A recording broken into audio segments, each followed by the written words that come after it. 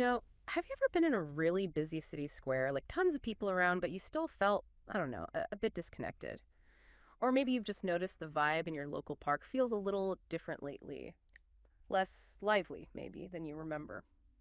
It almost feels like our cities have somehow quietly changed how we actually interact, changed the whole social feel without us really noticing it happen. Well, if any of that rings a bell, get ready. Because today we're doing a deep dive into some really fascinating research. We're looking at work from Carlo Ratti and his colleagues at places like Yale and Harvard. They've used AI, artificial intelligence, to look at and rethink our public spaces. And what they found gives some really surprising clues about how we move around, how we socialize, and maybe how technology Yeah, could technology. actually help bring back that feeling of the agora, that buzzing public space. So our mission today is to explore what they found and figure out what it means for our cities and, well, for you. Yeah, and what's really interesting here, I think, is how they've managed to put numbers on something that a lot of us maybe just feel intuitively. We might sense things are different, but this study gives us actual data. It's like a new way of seeing our cities, Yeah. quantifying those gut feelings. Exactly. And when you look through that new lens, the first thing you see is, well, it's pretty stark and surprising, actually. Our cities might feel busy, right? Packed even. But the research says pretty clearly something is thinning in public space. It's Yeah. not just in our heads, people really are walking faster. The AI found about a 15% increase in speed, which is quite a bit, plus they're lingering less. They're less likely to just meet up and chat or walk together. Have you noticed that where you live? Maybe that bench you like seems emptier.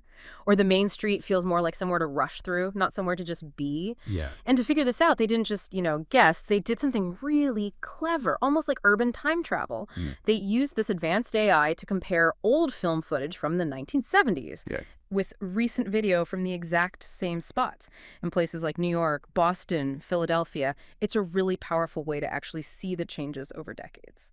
And the results, like you said, are striking.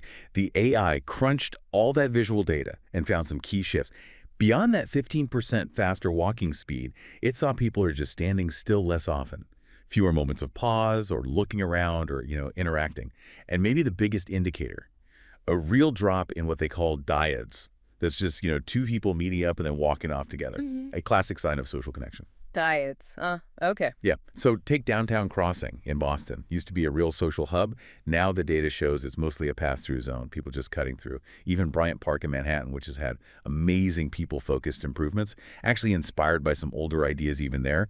Those casual social meetups have dropped off. So the bigger picture seems to be our public spaces aren't empty, not at all. But that social core, that feeling of connection, that seems to have thinned out. Social essence thinned.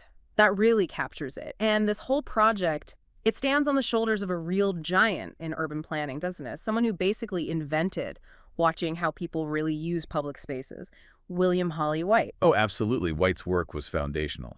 Back in the 70s, he just spent hours filming plazas, parks, all over New York. He wasn't just like collecting data points. He was fascinated by the whole dance of it, where people sat, how they moved, what little things drew them together. It's captivating stuff. And his insights, which he put in his book, The Social Life of Small Urban Spaces, back in 1980, they often came down to these really simple but powerful truths. His main finding, after all that watching, what attracts people most, it would appear, is other people. Seems obvious, maybe, but he proved it. You really did. And he didn't just observe, he made concrete suggestions, like seats needing to be 2 human backsides deep. Sounds funny, but it encourages sitting together. Or having movable chairs so people can chase the sun or find shade. Little things that make a huge difference. Practical thing. Exactly.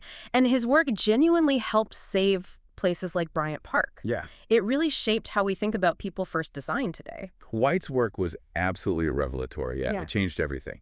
But it was incredibly hard to replicate. Just think about the sheer effort. Analyzing all that film, frame by painstaking frame. It took a whole team, months, maybe longer, for just one study. Wow. Yeah, I can imagine. So that limitation, the sheer time and manpower involved, made it almost impossible to do it widely or continuously. And that, right there, is where the AI comes in. It breaks through that barrier. It's like White's method, but supercharged, right? Precisely. So Carlo Ratti and his team, they developed these non-human evaluators, basically AI observers.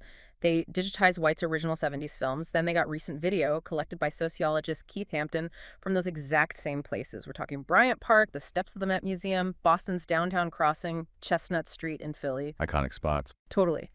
And they trained an AI model to analyze both sets of footage, the old and the new. You can kind of think of it like the AI in self-driving cars, how they instantly spot pedestrians, bikes, other cars, understand what they're doing. Yeah, that's a good analogy. It's that level of pattern recognition, but applied to parks and plazas, tracking hundreds of people at once. So what took Whyte's team all those months, the AI does it in minutes. It's incredible, comparing urban life across decades with this amazing detail. So, okay, we have this powerful new tool. We see the changes. What does it all mean for us now? What's causing this shift? Well, it seems like it's a mix of different things pushing in the same direction. Different forces at play. Yeah. One big one is just the faster pace of modern life, especially work. Time feels more scarce, right? More precious. So maybe we're less likely to just wander or linger unless we have a specific reason. It's a subtle shift in how we value our free time. Okay, that makes sense. The hustle culture. Exactly. Yeah. And then, of course, there's technology. You have to consider that. I mean, the iPhone was only about 3 years old in 2010 when some of this later footage was taken. But even then, it seems we were already getting pulled into our own little bubbles, our personalized data streams. Maybe losing that habit of just looking around, observing, what they call the wandering gaze of the flaneur. Right, the flarner, the person just strolling and soaking it all in. So we're being pulled inward by our schedules, by our screens. What are the wider consequences if this thinning continues? Well, it can be pretty serious for our social fabric, actually. Think about it. Online, we're often in echo chambers, right? We can filter things out, scroll past disagreement. Public space is messy. It's unfiltered. Right. It's where you bump into people who are different, where maybe a fan of the rival team holds the door, or kids play together who don't even speak the same language. Yeah, those random encounters. Exactly. That friction, those surprises. If we spend less time in those shared spaces, there's a risk we lose tolerance for difference for the wider public. Maybe even lose the habit of citizenship itself, as the researchers put it. That's, yeah, that's a worrying thought. It really is. Which brings up a fascinating question. If tech is part of the problem, pulling us inward, could it, kind of ironically, also be part of the solution? That is the big paradoxical question, isn't it? Could the same kinds of tools that maybe distract us actually help draw us back out together? It sounds counterintuitive, maybe, but think about social media algorithms. They're constantly testing what works, what keeps us clicking, right? Right, A/B testing everything. What if AI could do something similar for parks and plazas, Yeah. but optimizing for connection, for well-being, not just clicks? So not just watching, but actively trying things out, experimenting to make spaces better. That's the core idea, to basically give every park, plaza, and street corner its own personal William Whyte, but an AI version, an AI that's constantly testing and refining small improvements. Like what kind of things? Well, imagine AI helping figure out what kind of benches really encourage people to chat, not just sit alone. Could adding certain plants or maybe a small water feature create a microclimate that makes people want to linger when it's hot, because I'm just looking nice? Or what kind of public games or maybe temporary art could help break the ice between strangers? I see. So you try small things, maybe temporary things? Exactly. Yeah. Temporary interventions. The AI evaluates how people respond. Then you tweak it, try something else. It's trial and error, letting the space kind of evolve organically based on how people actually use it. That sounds really promising, but also a bit delicate, right? Using AI to shape something as human as public space. Are there rules, guiding principles for doing this right? Oh, absolutely critical point. And that was a big discussion at the Venice Architecture Biennale recently. How do we use these powerful tools responsibly? Two main principles really stood out. First, approach it with humility. Humility. Okay, what does that mean here? Especially when you have this powerful AI. It means remembering that past public spaces weren't perfect either, right? They often excluded women, minorities, people with disabilities. So we shouldn't romanticize the past. And we definitely shouldn't just blindly trust technology to optimize everything. Because data alone isn't the answer. Exactly. Just relying on data risks, repeating the big mistakes of high modernism, those top-down plans that looked good on paper but didn't work for real people. AI can show us patterns, sure, but it cannot tell us what's good or fair or truly makes for a thriving public life. It informs. It doesn't dictate. Got it. So be humble, remember history, know the limits of the tech. What's the second principle? Second, engage with curiosity. We need to remember public space isn't static. It's alive. Yep. It reacts to everything. Heat, light, the shape of the space, what's happening in it. Small changes can have big effects. Huge effects. Like putting a bench in just the right shady spot on a hot day, or adding a water fountain, or even just making a path curve slightly instead of being a straight line. There's a great study in Milan. It found that getting drivers to stick to the 30-kilometer speed limit had less to do with signs Yeah. and more to do with the street design itself. Narrower lanes, trees close to the road, things like that. It shows that often what changes our behavior isn't just being told what to do, it's the design itself guiding us naturally. That Milan example is fascinating. Design over instruction. Yeah. And thinking about heat and shade, Yeah. how does this whole approach connect with, well, climate change? It connects directly, Right. massively. We have to think about climate. Look at Southern Europe, Sicily growing mangoes now, but many of their beautiful old squares offer zero relief from intense summer heat. Right. They weren't designed for this kind of heat. Yeah, exactly. So we need to learn from places like Singapore, maybe. They're masters at using vegetation, water, shade structures, all carefully planned to cool the city down and make public spaces comfortable, usable, even when it's really hot. If Europe's climate is changing this fast, its public spaces have to adapt too. They need to become places people can actually be in. This really points to a bigger shift, doesn't it? Moving away from designers sitting in studios guessing how people should behave towards using these tools to see how people actually behave out on the street in real time. And the goal of these tools isn't just efficiency, it's, what did you say? To prototype joy and proximity. Yeah, I like that phrase. Understanding those fragile connections.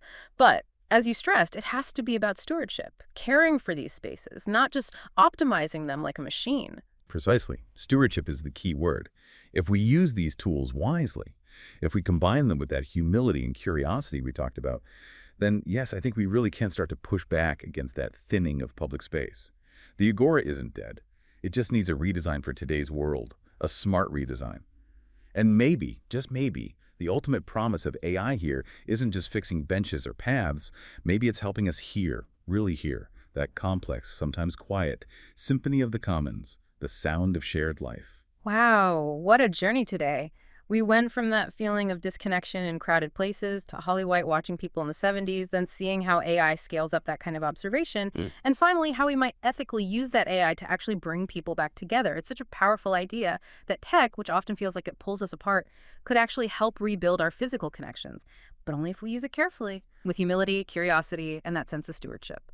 So as we finish up, what does this all mean for you listening right now? Well, maybe just this thought to take away. The next time you're out, in a park, a square, wherever, pause for a second. Look around. Notice the design, the benches, the paths, the light, the shade. Are they inviting connection or pushing you through? And maybe imagine those invisible data strings we talked about. How could they be used thoughtfully to make this space better, more human? What's one tiny change right here in your local space that might make someone pause, spark a chat, or just make them want to linger a little longer? It's worth pondering, isn't it? Absolutely. A great question to end on. Thank you for joining us for this deep dive into AI and our public spaces. We really hope it gives you a new way to look at the streets and squares around you, seeing the potential for connection everywhere. Until next time, keep exploring the world with a curious mind.